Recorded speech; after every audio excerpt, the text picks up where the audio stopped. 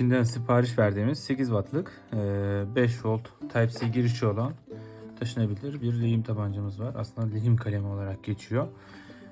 Şimdi bunu inceleyeceğiz. Ürün kutusunun boyutlarına bakacak olursak 21 santime 8 santimlik bir genişliği ve yüksekliği de yaklaşık olarak 3 santim. Şimdi de ürünün ağırlığına bakalım. Kutu açılmamış haline. 173 gram geldi. Kutusunu açalım. Bir kullanım kılavuzu var. Şurada İngilizce bölüm gördüğünüz gibi. Yanında küçük bir parça lehim geliyor. Yanında ayrıca bir stand var. Şöyle kaldıralım. Bunun yanında, standın yanında kalemimiz var. Şöyle gördüğünüz gibi Type-C girişi bulunan. Şarj ettiğimizde muhtemelen bir led ışığı var. Kalem kısmı burası.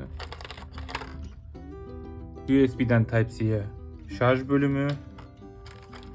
Aynı zamanda lehim ucumuz var. Ve muhtemelen bir solidimiz var. Rosin. Bunu kaldıralım.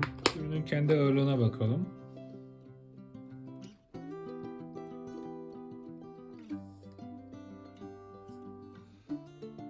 ...37 gram. Ucuyla birlikteki ağırlığına bakalım.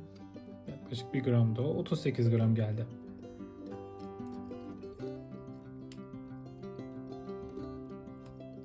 Şu an oturdu, çıt dedi. Gördüğünüz gibi şöyle duracak. 5 saniye basılı tutuyoruz.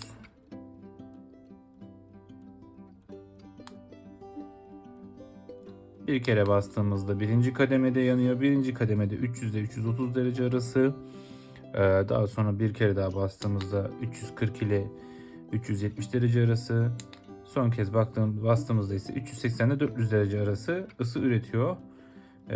Şimdi bunun ısı testini yapalım. Bunu kapatalım bu şekilde.